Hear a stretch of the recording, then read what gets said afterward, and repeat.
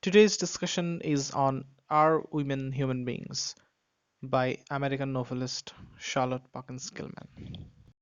She writes that this tract or political treatise is a consideration of the major error in the discussion of women's suffrage. Gilman was a 19th and 20th century novelist, American novelist, essayist, a feminist, and a political activist. She is best known for her short story, The Yellow Wallpaper.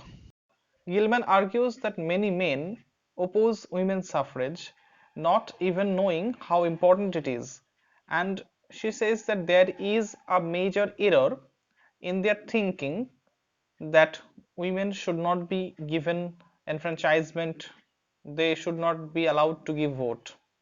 Those men who think that to give vote is not a privilege of women, it is only a privilege of men, and it should be limited to the privilege of men only. Gilman says that it is a right of human being.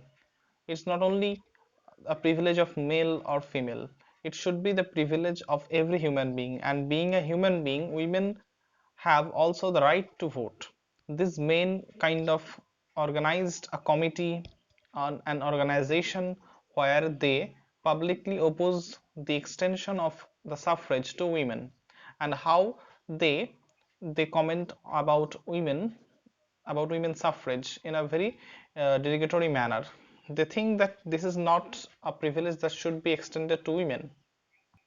Even some men think that the right of giving vote for women is a kind of violation of their position, and it is a kind of encroachment into the sphere of men that if they are allowed to give vote. So to point out those major errors about the discussion of women's suffrage, Gilman points out some of the famous opinions of some men, like a pathologist, the editor of the New York Times, or a letter from a peculiar person, and etc. So she will be discussing all of their opinions and what they think of women's suffrage. She then keep on saying that how these men refer to womanly duties, which is to be wives or to be mothers, housekeepers, and for them, if they desire to do something else, they say these are not the works of women, and if they do this kind of things or this manly works, this manly activities, then they become very unwomanly, they become very unnatural. These women are often termed as denatured women. They are trying to occupy the position of men. So these are sort of things that women generally hear who try to imitate the works of men. Actually, which are not the works of men, but actually these are the human rights. Gilman also refers to the book of Otto Weininger called Sex Character, where he discussed that some women actually inherited the characteristics of men, while some men also inherited the characteristics of women. So that is why some characteristics can be found common in both the sexes. So it is not the feminine or masculine things that they inherit, but rather the human qualities. So that is why women may have also the characteristics of men, and men may also have the characteristics of women. So it is not like that they are trying to occupy each other's characteristics or each other's position. It is common to them, it's natural. Another major error that she found in one of the editorial of New York Times, that the editorial says that one does not need to be a very good student of biology in order to understand that some women have the basic inclination to usurp the powers of men. They have the basic inclination to reign in the spheres of men. So, what Gilman tries to convince her readers that these people, like the editor of the New York Times, they think that women have feminine functions which are utterly different from the social functions which are considered as masculine.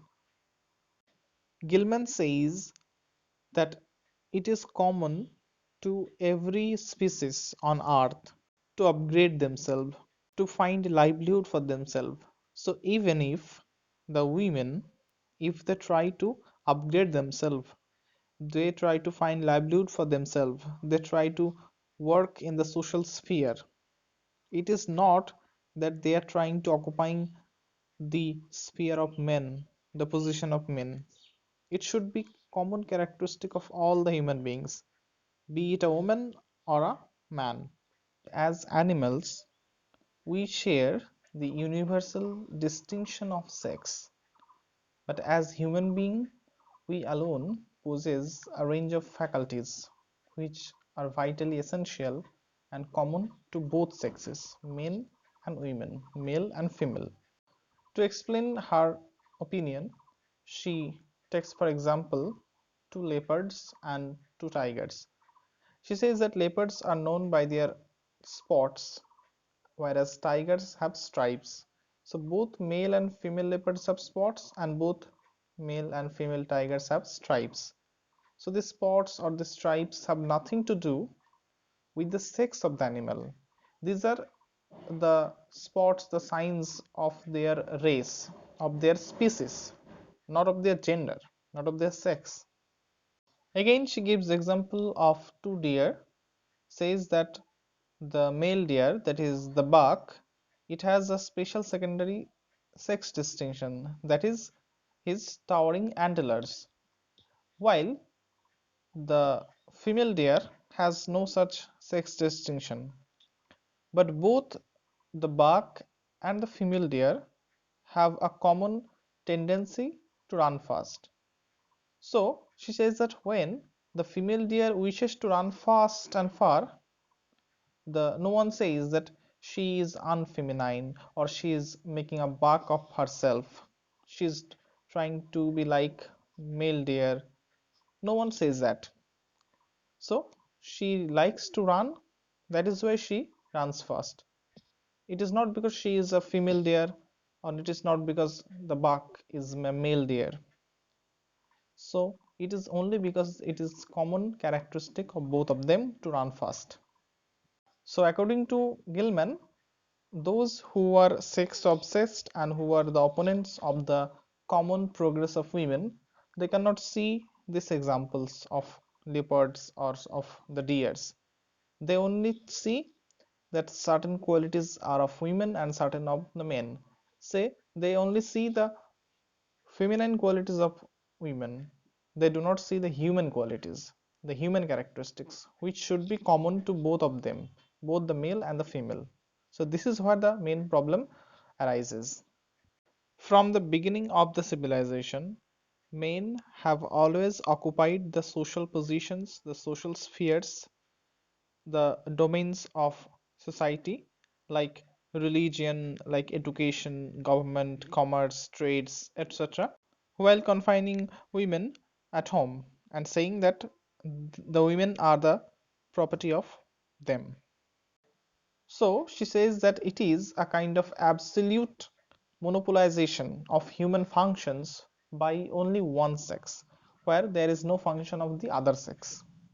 So at the end of the tract, she boasts that the women of our century, of the developed countries, they are now advancing, they are now specializing, they are now organizing. So they are doing all the things that till today men have been doing.